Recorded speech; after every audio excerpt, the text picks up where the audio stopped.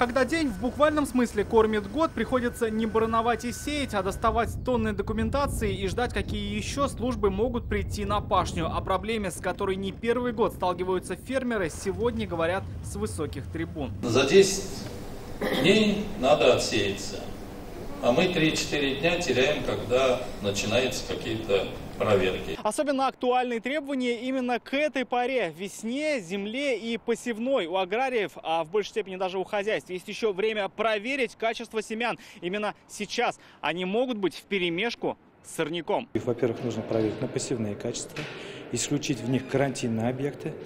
Так вот у нас, я уже отметил, в Нурладском районе, Аксубаевском районе есть амброзия. Такое встречается не только в амбарах. Примеси есть и на прилавках. Ветеринары осмотрели часть продаваемых в республике молочных продуктов. Результат не из приятных.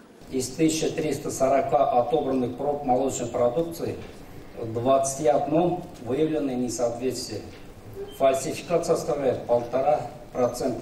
А вот что касается всех, предстоящие майские праздники. Из-за жары и костров есть угроза пожаров. Нужна максимальная бдительность. В республике идет весенняя полевая работа.